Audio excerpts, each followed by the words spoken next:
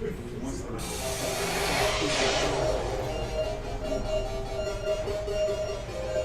Global Game Jam would like to thank our very generous headline sponsors, Unity, and the Default Engine by King.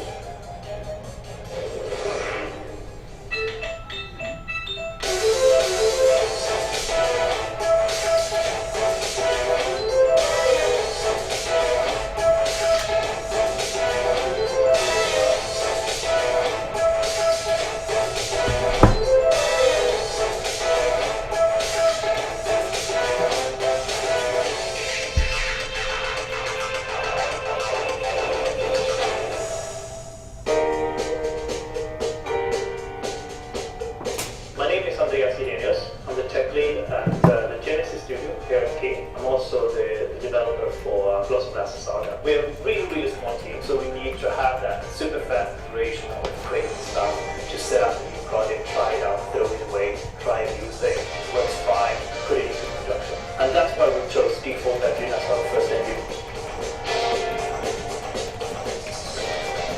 The Global Game Jam would like to thank our very generous gold sponsors, Facebook and Intel. Silver sponsors, GitHub, Game Lab at American University, Houdini, Crytek, Mozilla,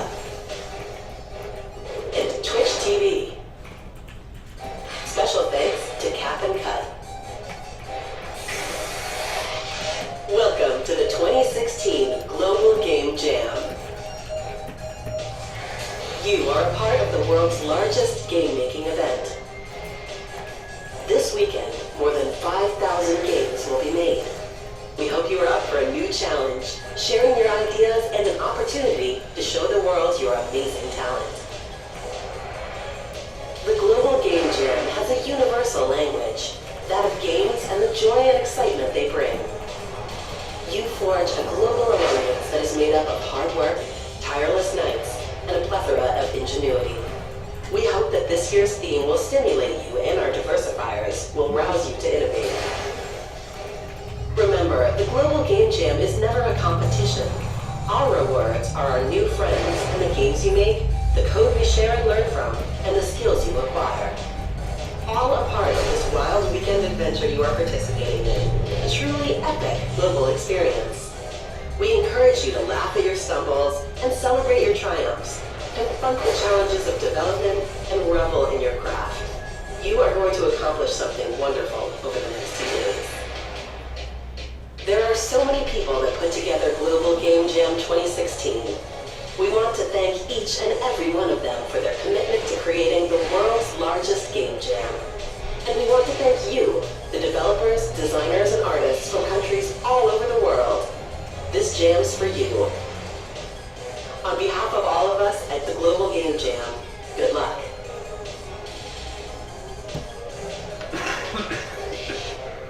Our first keynote tonight is from futurist Ramez Nam. Hello, Game Jammers. My name is Ramez Nam. I'm a storyteller.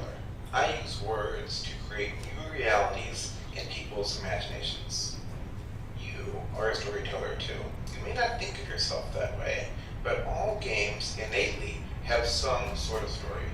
Even the simplest game of blocks or lines has something you want to accomplish, something you want to avoid, and some sort of emotional component at least going on in the mind of the player. I want to talk today about two opposing sorts of emotions in stories. The emotions of hope and of fear. This is a cyborg. This is the sort of image of man-machine technology merger that we've been exposed to. Here's a scary cyborg. Over years as Arnold has changed. But this isn't the only type of cyborg. In fact, it's not even the most common type of cyborg. This is a cyborg. A 5-year-old girl hearing for the first time in her life with something called a cochlear implant. Technology that turns sound into into electrical signals delivered by wires to her brain. There are 200,000 cyborgs like this little girl who can only hear because of brain technology that we have. Or like this little boy, Jonathan. We go, he's coming back on, and he's back on again. See how he turns? Hi, Jonathan. Top for a second. Hi. Could you hear that? Hi, sweetie. Could you hear that? Jonathan is a cyborg, but he's not like our image of cyborgs. Or this is Jens Hellman, who was blind for 20 years and now has a bionic eye that lets him see. Jens is a cyborg.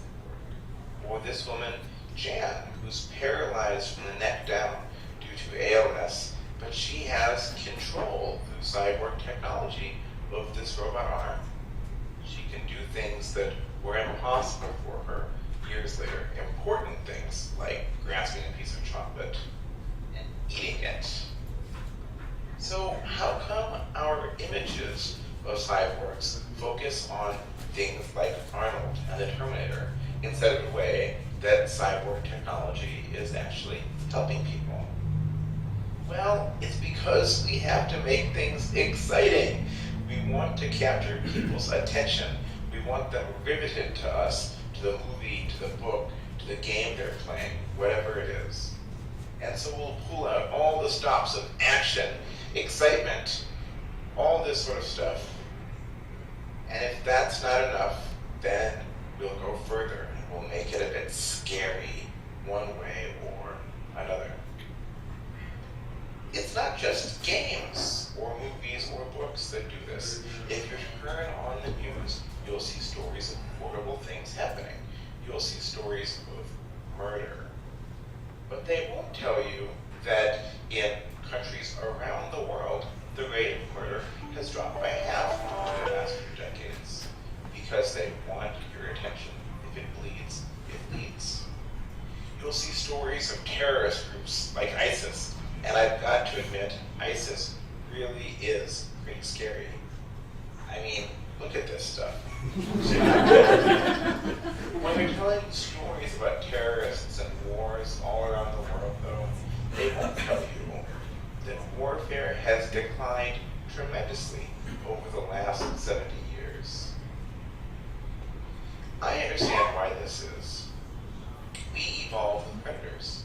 We evolved such that if you didn't perk up at even the possibility of a tiger in the bushes, then you might be that tiger's lunch.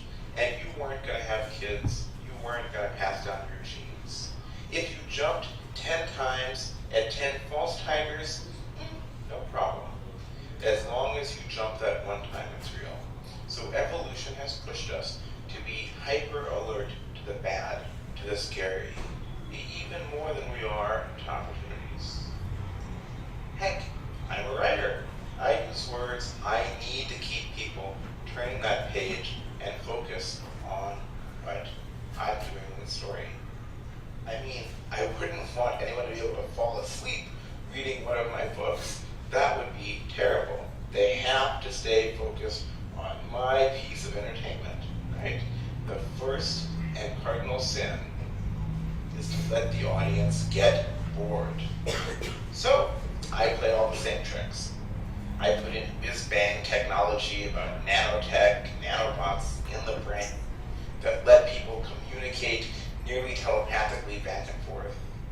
And apps that run in your neural hardware, NSA backdoors that can hack into your brain and maybe take control of you, and car chases, and car crashes, and martial arts fights, gunfights that are martial arts fights, aggressive state police, brave freedom fighters, clashes that go on epically, explosions, military battles, war explosions, war NSA agents, rogue AI is about to go wild, the threat of thermonuclear nuclear war. That's a lot of tension. And maybe, just maybe, we would benefit as an audience and also as creators by also tapping into some other neglected emotions. So you'll find in books that I write scenes of monks connected mind to mind, meditating together using technology for peace. You'll find scenes of parents connecting with children to understand one another. You'll find signs of protesters winning the peaceful protest. Now, I'm not suggesting that you go off and make some hippie game about utopia where nothing bad ever happens, because that would be boring. Who would play such a game? We need the excitement. We need the compulsion to play. We need the drama. We need the risk of loss as well as the possibility of failure. But maybe, just maybe, it's an ingredient that we can add. Not just what to fear, but what to aspire to. Not just constant tension, but those occasional moments of beauty. So by all means, as you're working on your games over the next few days or the rest of your career, toss in the car crashes. Toss in the explosions. Heck, lots of explosions. But don't forget those little moments of joy and beauty and hope. Thanks for listening, and you know where to find me. Our last keynote is from game developer Siobhan Reddy and Media Molecule. Hi, my name is Siobhan Reddy, and I'm the studio director at a game studio called Media Molecule. What I'm here to talk to you about today is game jams. And instead of actually just doing a talk and you're watching my face, I thought I'd give you a bit of insight into the jams that we've been doing here at Media Molecule. The one that you're seeing on the screen at the moment is one that we did a few years ago, and it was actually a full studio jam where people had the freedom to be able to create whatever they really wanted to. The idea with this jam was very much about having fun, collaborating together, and really sort of that idea of creating as play, which is very much a thing that we love to do. A jam is as much about the freedom to experiment as it is about ending up somewhere interesting. So whilst this time we were just having fun, people did make very poignant things like Victor's meditation installation that we are seeing right now. Dreams is our new project, and the engine is a set of innovative create tools that lets players build anything that they could dream of: a picture, a character, an environment, a piece of music, a little animated short, or a fully designed video game. This jam was focused around everyone working on dreams, using the dreams tool set as it was at that specific moment to be able to just tell a story. It had a dual purpose. One was to actually just sort of put the tools through their paces and for us to be able to get feedback.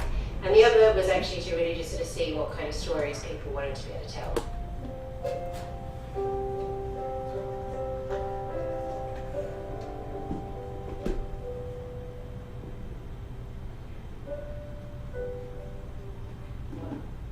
So the final one that I'm showing you is our Tearaway Jam. And there's a point in every game's design where you need to choose your focus. And when this moment came for Tearaway, the Vita became our guide. And so what you're seeing here is where we had a jam where the constraint was to use the Vita outputs in novel ways. They had to be able to stand the test of time and so not just be full of gimmicks. So these videos you're watching are actually the dailies that we had when this jam started.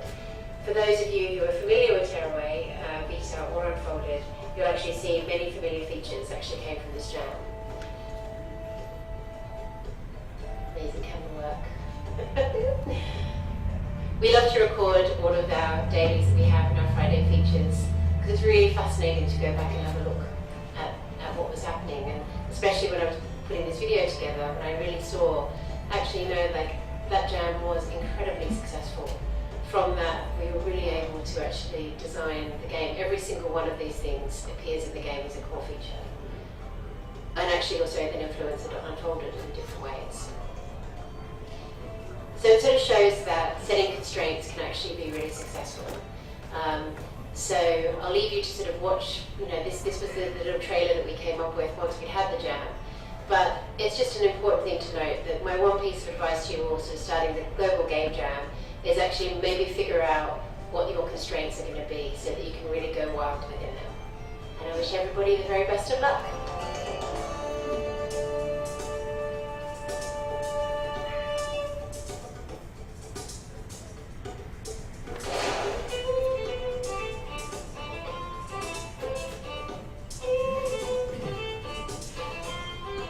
So many people help create the Global Game Jam that there are too many to list in one place. Be sure to thank your local organizers, and a special thanks to our global volunteers who made tonight possible.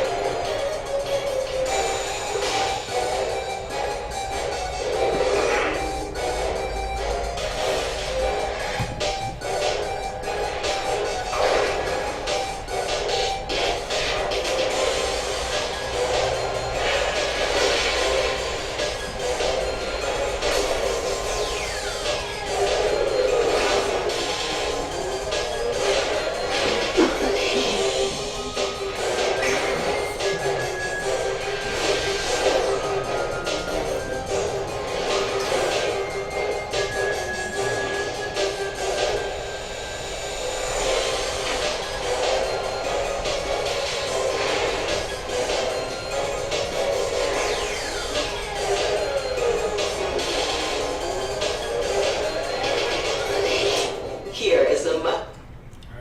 And now, Bill, if you want to come on up. Yep.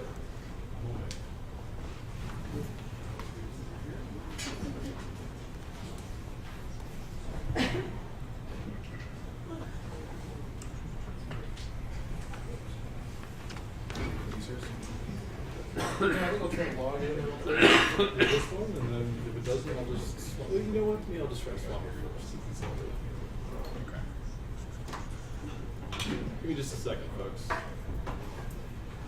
While Bill's setting up, I forgot a few quick announcements. So, if the other organizers could raise their hands, myself, Stephanie, Justin, and then Matt is in the foyer.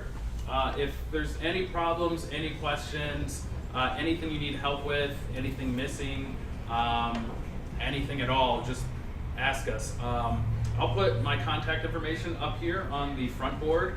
If anything comes up day or night, let me know. We'll be there to address it. Restrooms, there's 2 restrooms in the back, and there's 3 restrooms in the hall right next to the vending machines. As far as workspaces, pretty much every surface is a whiteboard. There's dry erase white markers everywhere. If there's an office with a name on it, there's a business there. And if you're just unsure about whether an office is free space or not, just come ask one of us and we'll help find you a space to work. And is that everything I was supposed to mention? Oh, and freelancers.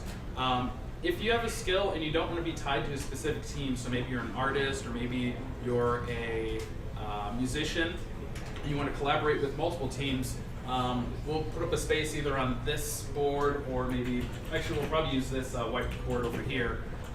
Put your email there, your Twitter handle, your phone number. That way when somebody's halfway through the jam and they want to have some music, they can contact you with your name on there.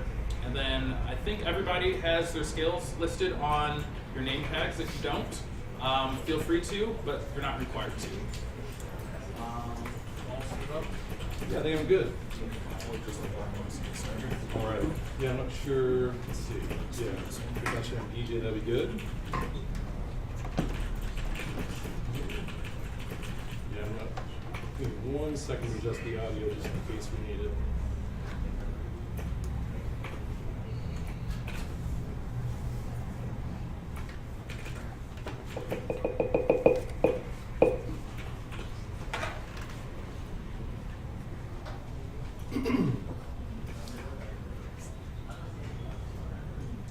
All right. So First, I want to say thank you to Jared Huntley and the Cleveland game developers and all the organizers for this event, for inviting me out to say just a few words. I have just a few minutes, so I'm going to get through this pretty quickly. The first thing is you're required to make a hippie utopian game. So, again, I really appreciate this opportunity to come out. Just really quickly, who I am. My name is Bill Wetzel. I teach at Tri-C, where I started the game design program at Cuyahoga Community College. I also have a podcast, the Game Ed Podcast, which we talk about game design and game design education. I also teach at CIA, Cleveland Institute of Art, for those of you that are out-of-towners. And so there's just a couple of things that I want to talk about when it comes to focusing on design. I work quite a bit with students designing games.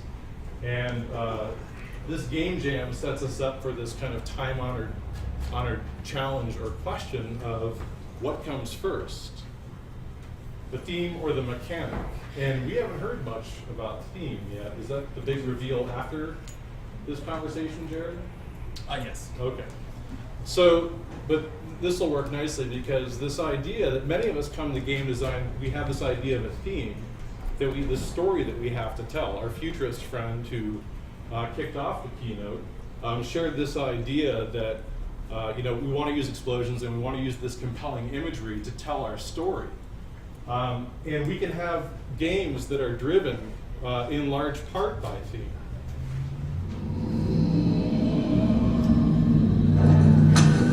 So, and I'm just going to talk a little bit about this. Some games rely solely on theme, where the gameplay is there is a place a very beneath small, those ancient essential ruins mechanic. in the Ruhr that Oops. the boldest among them. Any Darkest Dungeon fans? They cry, and darkness hears us.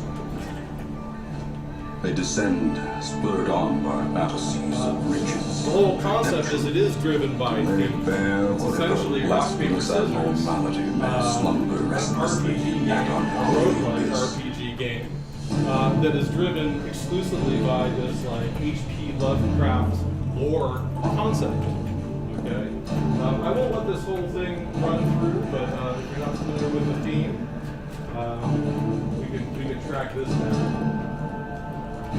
So some games rely very much on this idea of theme, while other games rely almost exclusively on mechanics.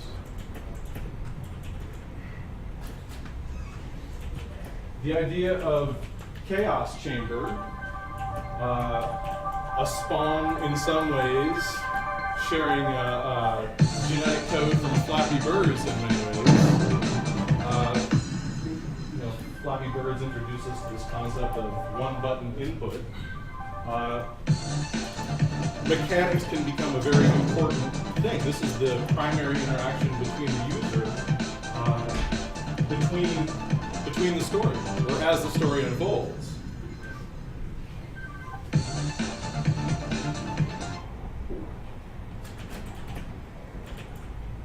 Another game that's driven completely by mechanic and is completely devoid of story. It's 10-10. Any 10-10 fans out there? It's a puzzle game. Shares DNA from Tetris in many ways. It's a puzzle game. No story, no backstory at all. No theme to speak of. No framework. We bring our own kind of framework or expectation to this kind of game. But again, that initial interaction with the user is based solely on mechanic. And so this idea, game designers, depending on your discipline, you might come to game design with this clear idea that theme comes first, or that mechanic comes first. I mean, I think that that's one of the things that draw us to game design. And I think the idea of theme is that theme should inspire and inform the mechanics, but mechanics should also tie back into the concept or the theme and reinforce that theme. All the good games, I think, really do that well. And so we end up with this sort of really balanced place of a game that exists in a space that both thematically and its mechanics kind of work together in a way that isn't gratuitous. Any Typo Man fans out there?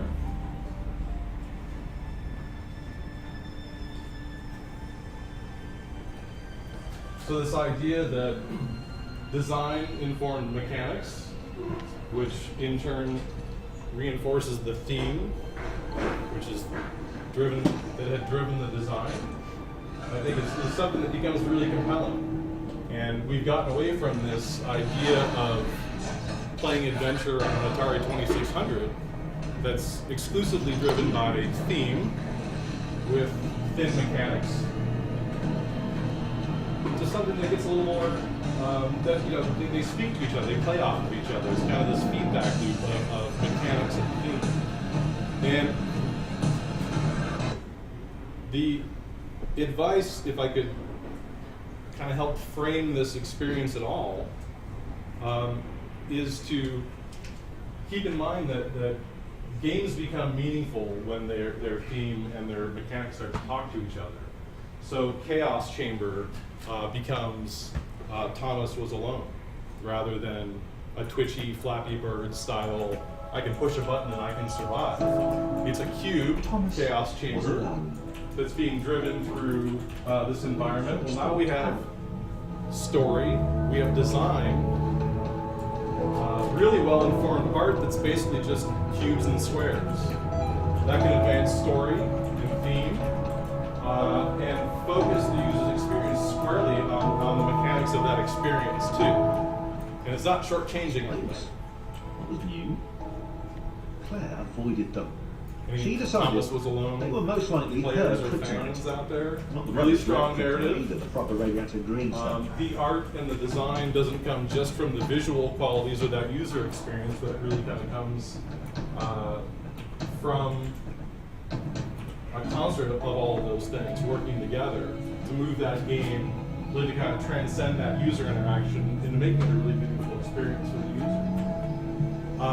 And so my only advice is that as we start to become aware of what the theme is, that we focus on mechanics in a way that we give ourselves constraints to where we start very simple with very simple mechanics and then build on those mechanics.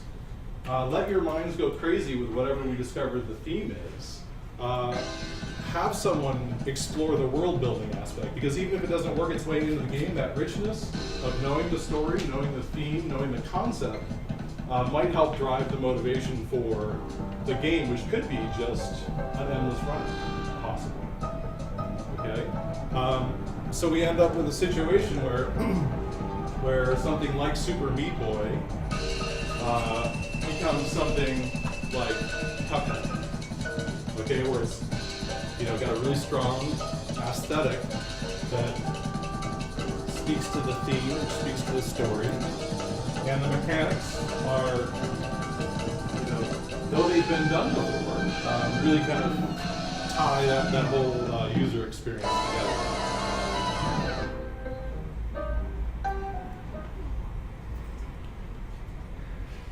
And my 2 cents on this whole concept of mechanics and theme, keep in mind it's an iterative process. It's a feedback loop. Focus on simple is always better when it comes to mechanics to start. It'll give you a common language to work with your team. And at that point, you can let the theme be the place where you explore and you world build.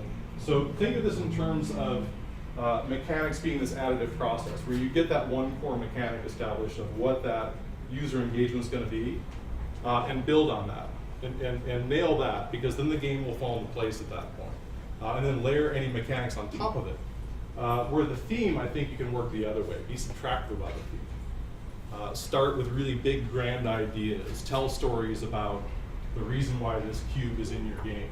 You might never use it, but you'll have a common language and you'll understand the motivation of your game. So that's my 2 cents. And thanks for giving me an opportunity to just kick this off.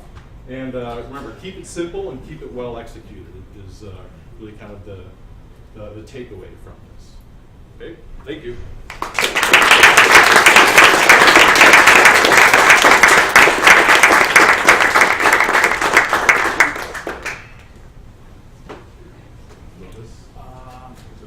Okay.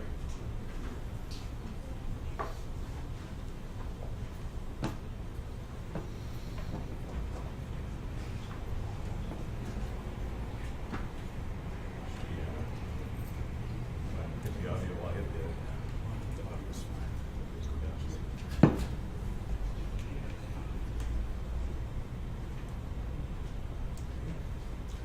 Matt, I didn't spill on your computer.